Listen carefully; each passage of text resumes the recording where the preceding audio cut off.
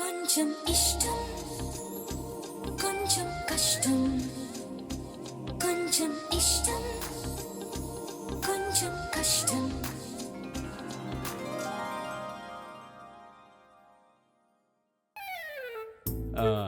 అదొకటి ఇవ్వండి.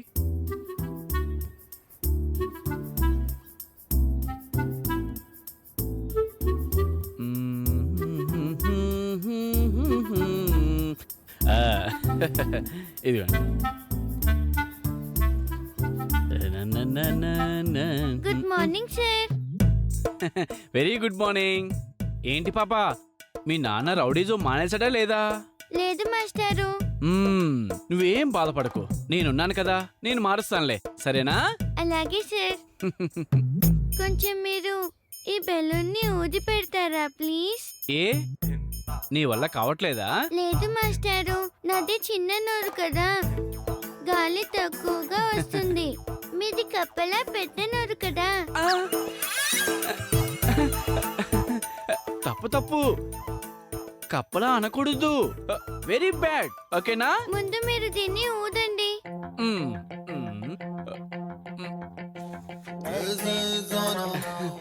ఇంకొంచెం ఊదండి. ఓకే,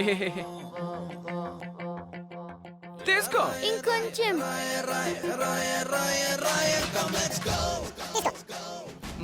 ఇంకొంచెం. ఇంకొంచెం ఊతే పగిలిద్దానా? ఏం పగలదు, మీరు ఊదండి.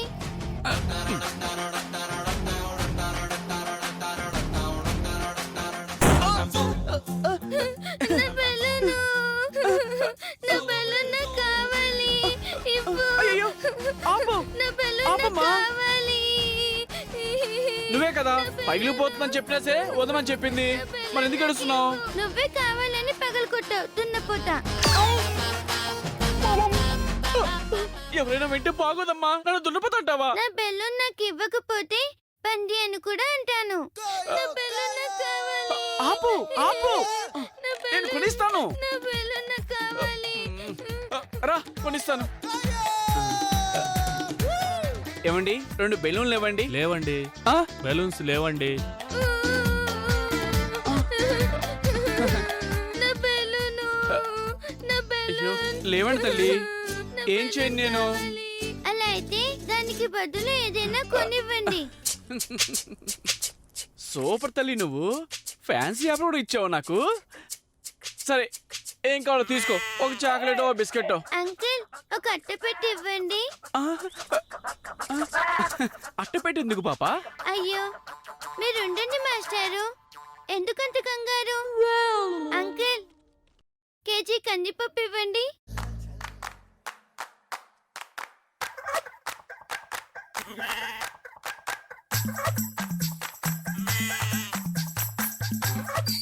అంకుల్, చాక్లెట్లు, మరి బిస్కెట్లు అవి కూడా.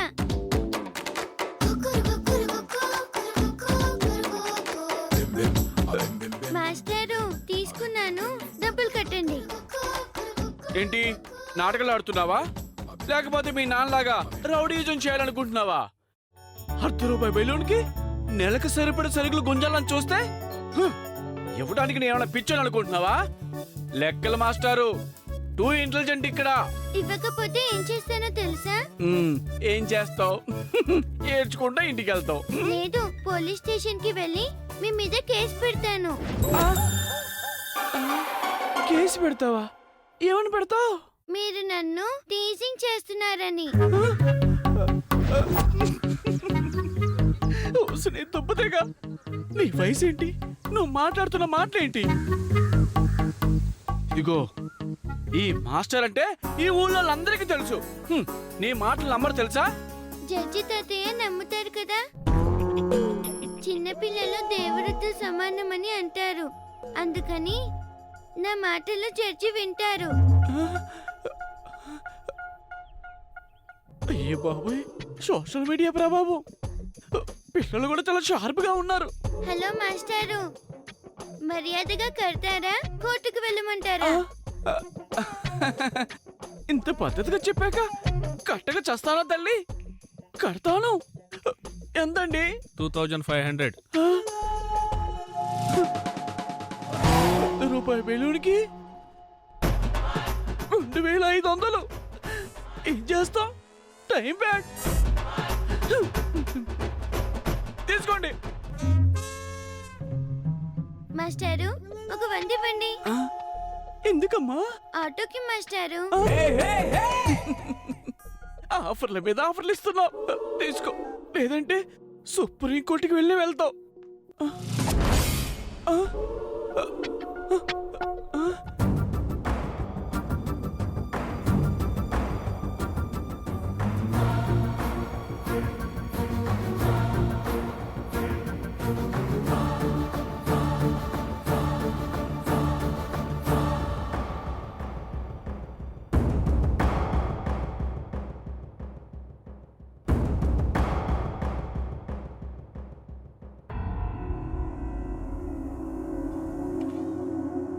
బుజ్జమ్మా, ఎందుకమ్మా అంత కంగారు? ఆ పంతులు గారు జాతకాలు మార్చి చెప్తానని ఒప్పుకున్నారుగా. ఏమో నాన్నమ్మా, అతన్ని కన్విన్స్ చేయగలిగాం గాని మనసులో ఏదో మూల భయంగానే ఉంది. భయపడాల్సిన అవసరం ఏమీ లేదు. నువ్వు ప్రశాంతంగా ఉండు. దత్తుడు, దత్తుడు, చిన్ననా, పంతులు గారు ఈరోజు వస్తానన్నారు కదరా, ఇంకా రాలేదేంటి? ఈ పాటికే రావాలి చిన్నానా. మరి ఏంటో ఇంకా రాలేదు.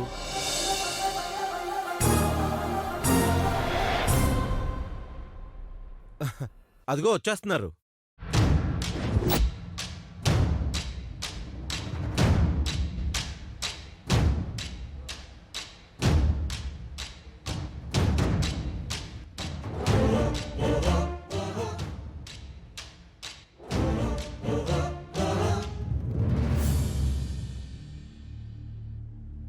రండి పంతులు గారు.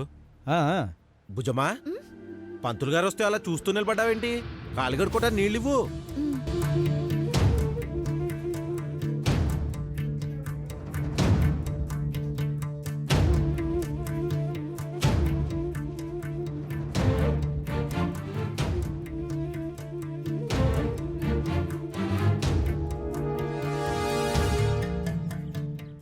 నువ్వేమీ కంగారు పడకమ్మా, అంతా నువ్వు అనుకున్నట్టుగానే జరుగుతుంది.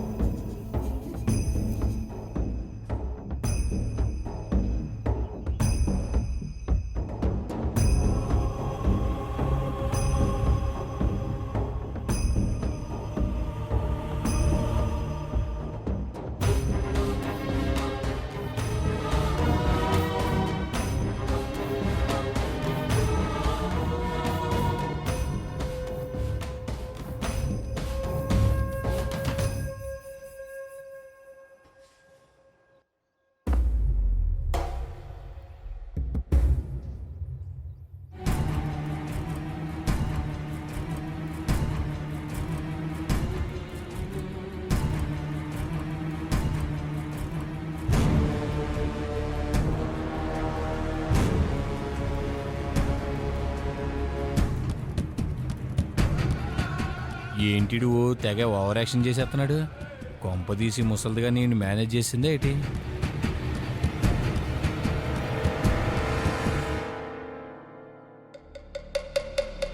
ఏం పంతులు గారు, మెంతులు నవ్వులట్టు మరీ మొహం అలా పెట్టారేటి?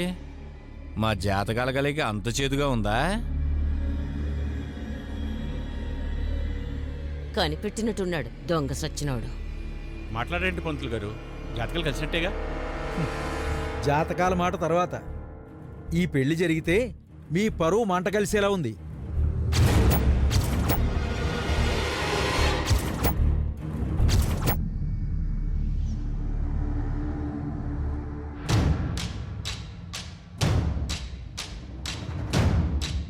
ఏంటి పంతులు గారు అంత మాట అంటున్నారు?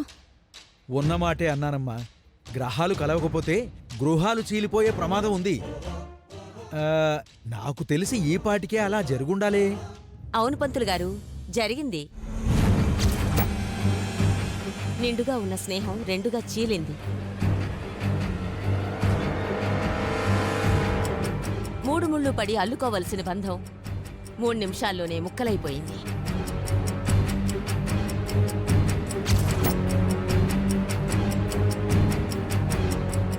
మరింత జరిగిన తర్వాత కూడా ఇంకా ఈ పరిణయం సాధ్యమని మీరెలా అనుకుంటున్నారు?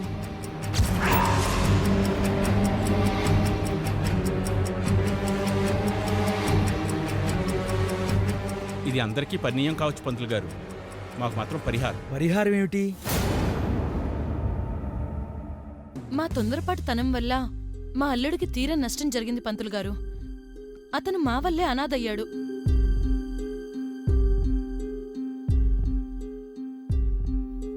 ఆ నష్టాన్ని భర్తీ చేయడానికే మేము రేవతిని అతనికిచ్చి పెళ్లి చేయాలనుకున్నాం.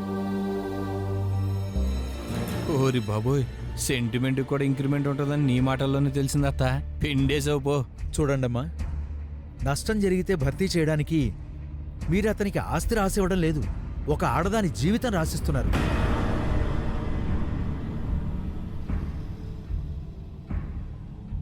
పంతులు గారేటి పదాలు బరువుగా వాడుతున్నాడు.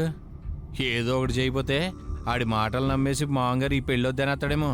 పంతులు గారు, ప్రతిదానికి పంచాంగం చూసే మీరు ప్రాబ్లం వస్తే చూడరా, దోష నివారణకి ఏదో మార్గం చెప్పండి.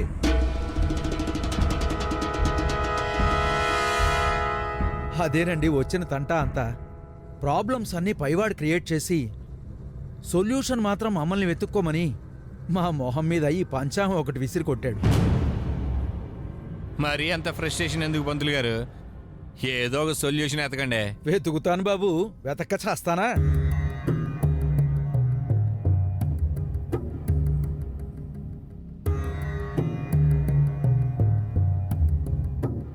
అయ్యా లక్ష్మీనారాయణ గారు, మీ అమ్మాయికి ఇప్పట్లో పెళ్లి యోగం లేదు.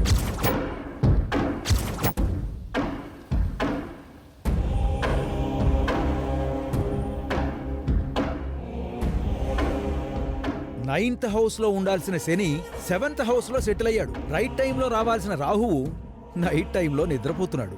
ఇక బుధగ్రహానికి బుద్ధి మందగించింది. శుక్రుడు వికృతంగా మారి విలయతాండవం చేస్తున్నాడు.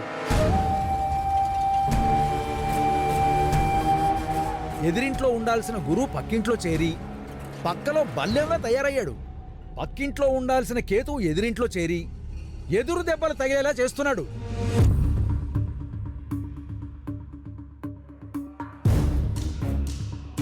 ఇలా ప్రతి గ్రహం ప్రతికూలతనే ప్రదర్శిస్తుంది తప్ప అనుకూలంగా ఉండే అవకాశం రాబోయే సంవత్సర కాలంలో లేదు. సంవత్సరమా?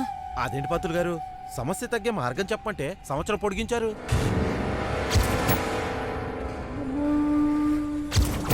పోయిన నెలలో మా బుజ్జమ్మ జాతకం చూపించినప్పుడు అన్నీ సవ్యంగా ఉన్నాయన్నారు. పెళ్లి కూడా పీటల దాకా వెళ్ళి అనుకోకుండా ఆగిపోయింది. మరి మీరేంటి ఇలా అంటున్నారు? పంతులు బట్టి జాతకాలు కూడా మారతాయి ఏంటి? ఎవరు నమ్మాలో అర్థం కావట్లేదు. నెలలోనే మరీ జాతకాలు ఇంతగా మారిపోతాయా? చూడు బాబు, జాతకాలు మారడానికి నెల అవసరం లేదు, క్షణం చాలు. మీరు చూపించినప్పుడు సిద్ధాంతి గారు ఎలా చూశారో ఏం చెప్పారో నాకు తెలియదు గాని ఈ క్షణం మాత్రం మీ అమ్మాయి జాతకం అస్సలు బాగోలేదు.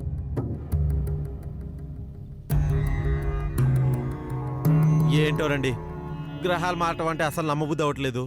నమ్మించడానికి నేను అబద్ధం చెప్పడం లేదు బాబు, వాస్తవం చెబుతున్నాను.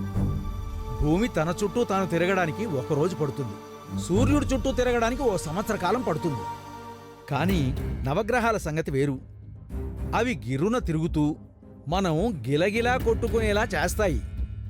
వాటిని మనం ఏమీ చేయలేము నాయనా. మీరు మాత్రం ఏం చేస్తారు పంతులు గారు? పంచాంగంలో ఉన్నది చెప్పారు, అంతే కదా? అంతే కదమ్మా. మరి ఆలు మగలు అన్యోన్యంగా ఉండాలి అంటే అన్ని గ్రహాలు ఆన్లైన్లో ఉండాలి. కానీ మీ అమ్మాయికి అన్నీ ఆఫ్లైన్లోనే ఉన్నాయి. అంటే పెళ్లి చేయడం సంవత్సరం వరకు కుదరదంటారా? చూడండి లక్ష్మీనారాయణ గారు, వేరే ఏ కార్యమైనా అయ్యుంటే ఏ హోమమో చేసి దోష నివారణ చేసేవాణ్ణి. కానీ ఇది ఓ ఆడపిల్ల జీవితానికి సంబంధించిన విషయం. ఆచితూచి నిర్ణయం తీసుకుంటే అందరికీ మంచిది. లేదంటే జీవితాంతం మీరు మీ కూతుర్ని చూసుకుని బాధపడాల్సి వస్తుంది.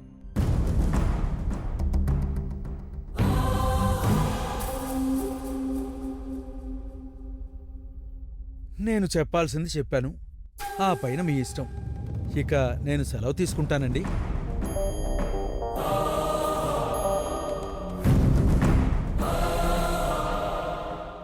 పంతులు గారు ఒక్క నిమిషం.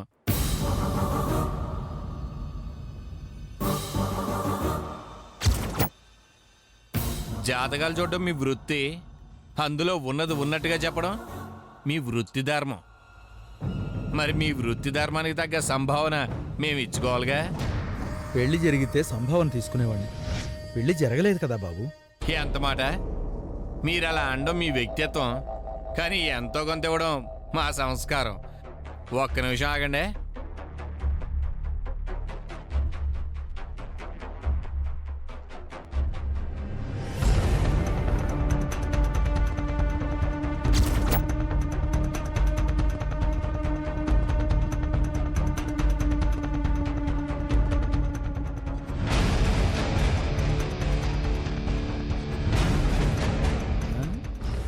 అదేమిటి నాయనా, సంభావన అంటూ శ్వేతపత్రాలు పట్టుకొచ్చావు? ఇది శ్వేతపత్రం కాదు పంతులు గారు, ఆ? మీ జాతక చక్రం. ఆ? అదేంటి బావా, ఆయన జాతక చక్రం నీ దగ్గర ఉందా? అవును దత్తుడు బాబు గారు. ఏంటి బాబు నువ్వనేది? మాకేం అర్థం కావట్లేదు. ఆయనకి ఏం అర్థం కావడం లేదులేండి. ఏమండి పంతులు గారు, అవునా? నాయనా, నువ్వేం చెప్పాలనుకుంటున్నావో సూటిగా చెప్పు. అలా అంటారా? మరీ సూటిగా చెప్తే సూదులతో గుచ్చేసినట్టుగా ఉంటది. పర్లేదా మరి? ఏం పర్వాలేదు నాయనా, చెప్పు. సరే అయితే, ఇది మన రామాలయం పూజారి గారు లేరు, ఆ? అదేనండి సీతారామ సిద్ధాంత్ గారు, ఆ? ఆయన జాతకం ఇది. ఆ? ఇది ఆంజనేయ స్వామి గుళ్ళో పనిచేసే హనుమత్ శాస్త్రి గారి జాతకం.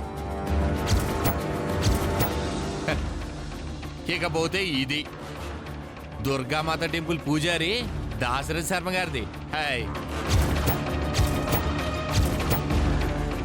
ఇది మర్రి చెట్టు కింద కూర్చుని మంత్రాలు చదువుతూ మన ఊరందరికి మంచి చెడు చెప్తూ నాడీ జోస్యం చూసే నారాయణ స్వామి జాతకం. ఓహో. బావా, ఆయన జాతకం అని చెప్పి మన ఊరి పంతులందరి జాతకాలు తెచ్చావండి బావా? తొందరపడకండి దత్తుడు బాబు గారు, ఇప్పుడు మీ జాతకంలో కూడా ఓ మంచి ట్విస్ట్ ఉంది. ఆ, నా జాతకంలోనా?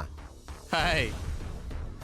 ఇప్పుడు మీరు ఈ పంతులు గారిని లాగిపెట్టి గో మీద ఒకటి పీకుతారట.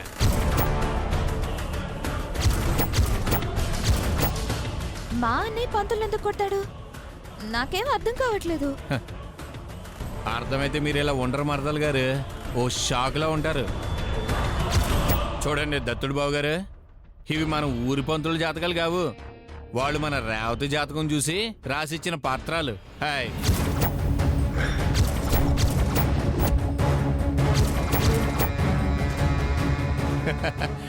చెప్తేనేనండి పంతులు గారు, ఇందులో ఒక దాంట్లో రేవతికి రాశ్యాధిపతి శని కాబట్టి ఈ టైంలోనే రేవతికి పెళ్లి జరుగుతుందని రాసుంది.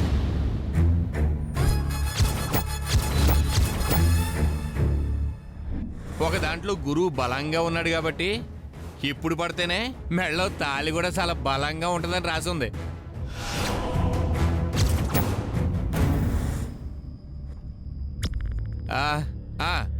ఇక దీంట్లోనైతే రేవతికి వృశ్చిక రాశి వాడితో పెళ్ళైతే జీవితంలో అసలు కష్టం అన్నది రాదు అని రాసుంది. నాది వృశ్చిక రాశి పంతులు గారు.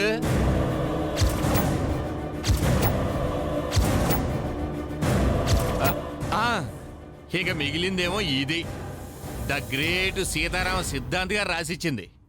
రేవతికి శుక్ర మహాదశ నడుస్తుంది, 20 ఏళ్ల వరకు పట్టిందల్లా బంగారం అవుతుందని రాసుంది. హాయ్.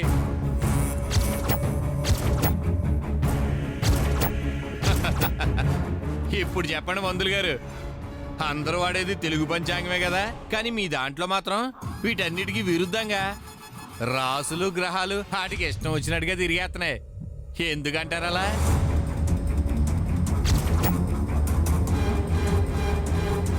నిజంగానే గ్రహాలు అనుకూలంగా లేవా, లేక ఎవరైనా మిమ్మల్ని వాళ్ళకు అనుకూలంగా గ్రహాలు మార్చి చెప్పమన్నారా? మాట్లాడరేంటి పంతులు గారు, ఏది నిజం ఏది అబద్ధం?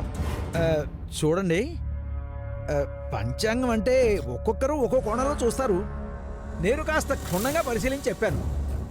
మరి వాళ్ళు ఎలా చెప్పారో నాకు తెలీదు. మీరు నమ్మితే నమ్మండి, లేకపోతే వదిలేయండి. నేను వస్తానండి.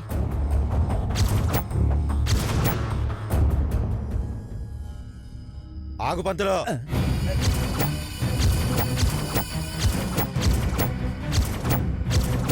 ఏ జాతకం నిజమో తేలేంత వరకు నువ్వు ఇక్కడి నుంచి కదిలే ప్రసక్తే లేదో.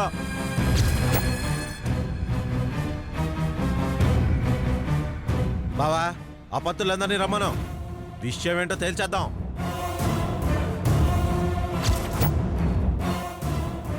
వాళ్ళందరూ రావాల్సిన అవసరం లేదు బావా. ఈ పంతులే మనకి క్లారిటీ ఇచ్చేస్తాడు. ఏం పంతులు గారు, చాయిస్ మీదే. వాళ్ళు వస్తే తప్పు మీదే అని కన్ఫర్మ్ అయిపోద్ది. అప్పుడు మా దత్తుడు బావ గారికి చాలా కోపం వచ్చేస్తుంది. తప్పు చేసి కూడా ఒప్పుకోలేదని దేవుడికి హారతి ఇచ్చి నిన్ను అగ్నికి ఆహుతి చేసేస్తాడు.